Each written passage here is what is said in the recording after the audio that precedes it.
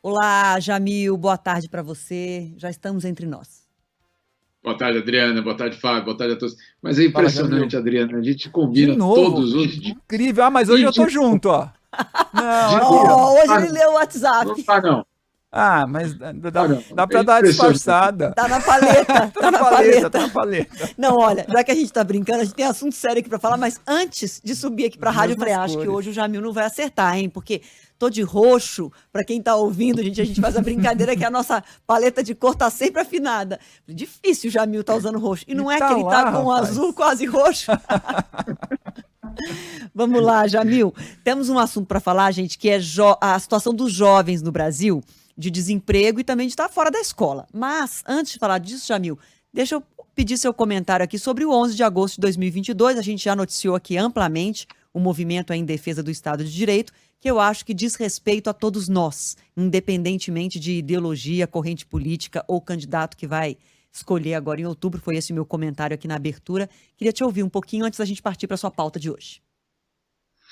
Obrigado, Adriana, por ter citado isso, porque de fato eu assisti o pronunciamento inteiro, o ato inteiro, e é muito bom ver ONGs, movimentos sociais, sindicatos, banqueiros, empresários, a classe intelectual brasileira, todas juntas no mesmo lugar.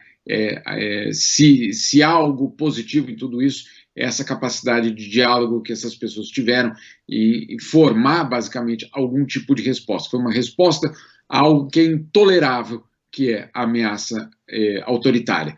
E simplesmente colocaram ali muito claramente que a sociedade brasileira não vai aceitar nenhuma aventura autoritária, que não há espaço para isso.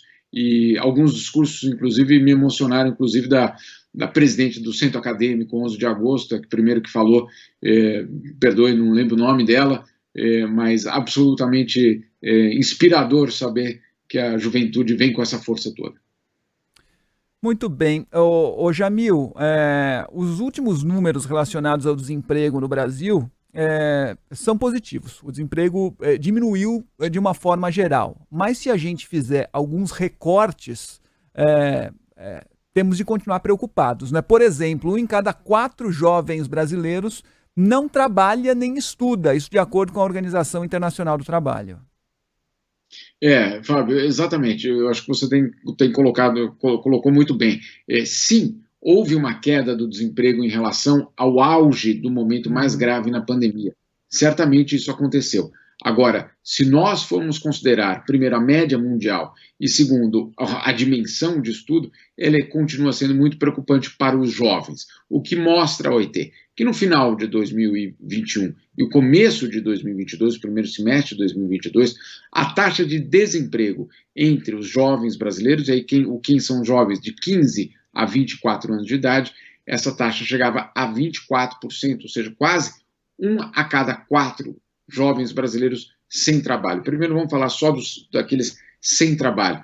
Essa taxa é bem acima da média mundial, que era de apenas, entre aspas, apenas 16%. Ou seja, a média mundial de 16% de desemprego entre os jovens, no Brasil 24%. Então é menos do que no auge da pandemia, quando essa taxa chegou a 30%? Agora ela continua extremamente elevada. Esse é um primeiro ponto. O segundo é o que você citou. O que a OIT fez foi cruzar os dados daqueles que não estudam e não trabalham, também nessa faixa etária de 15 a 24 anos. E aí, os dados são também assustadores. 23% dessa população jovem não trabalha e nem estuda. Isso é extremamente grave. Isso sim é uma repercussão da pandemia. Pandemia que, claro, fechou escolas e teve todo o impacto social que ela teve.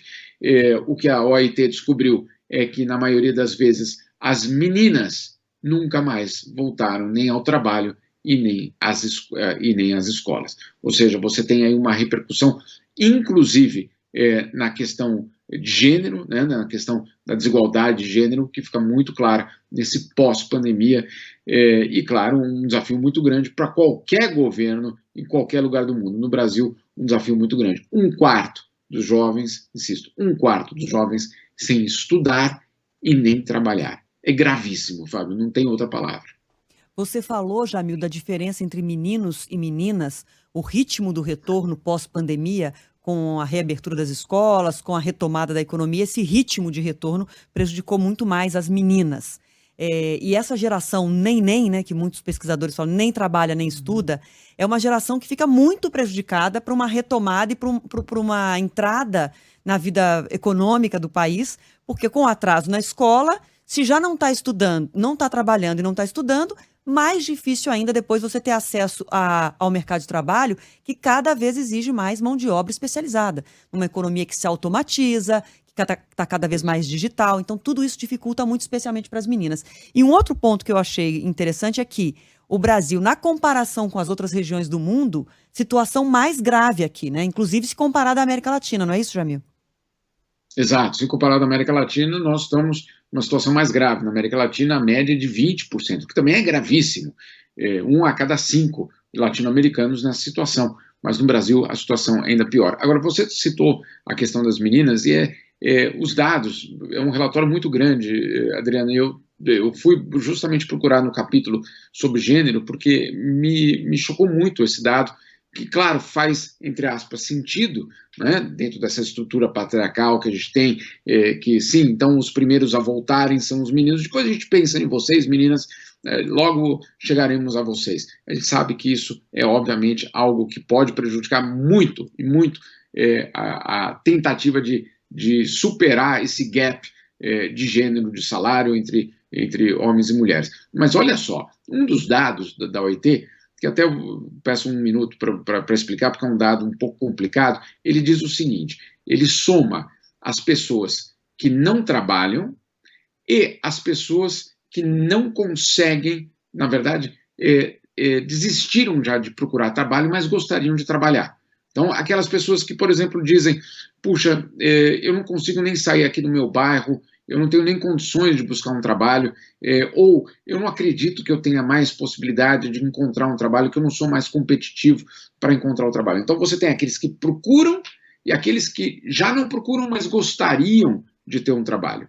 E aí os dados para as meninas, Adriana, é de 40% das jovens brasileiras nessa situação.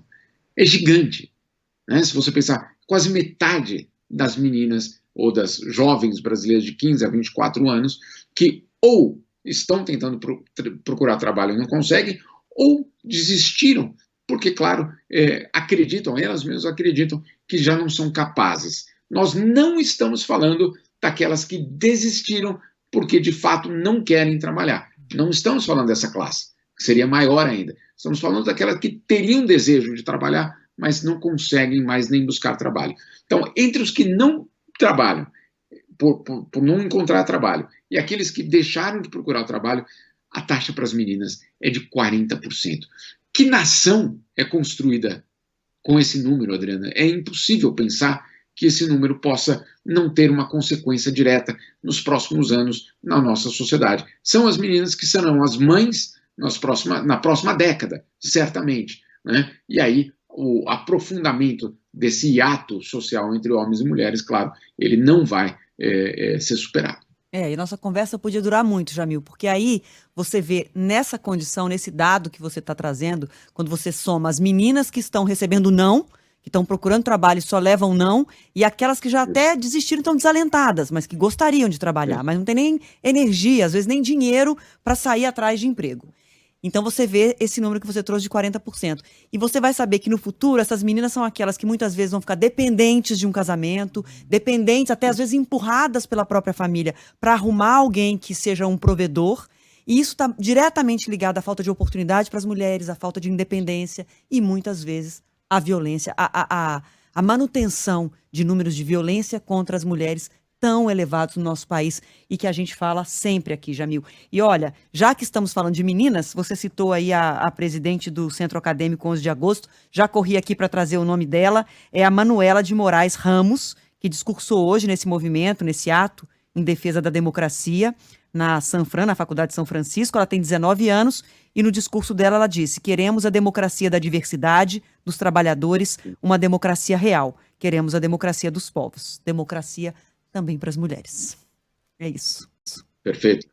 Sem nenhuma dúvida, se eu fosse fazer uma votação aqui, eu votaria na Manuela como o discurso mais forte mais impactante e mais relevante desse dia de hoje. Claro, a carta, sem dúvida nenhuma, mas entre todos os discursos de banqueiros, milionários, acadêmicos, o discurso que mais me tocou foi o dela, certamente. A Manuela não está nesse grupo do qual a gente conversou aqui hoje, que nem trabalha nem estuda, ela é presidente do Centro Acadêmico dos Estudantes de Direito da USP, mas quantos milhões de brasileiros gostariam de ter direito, jovens brasileiros que queriam ter acesso a um banco de faculdade, que eles tenham no futuro. Vamos continuar falando bastante sobre isso, viu, Jamil?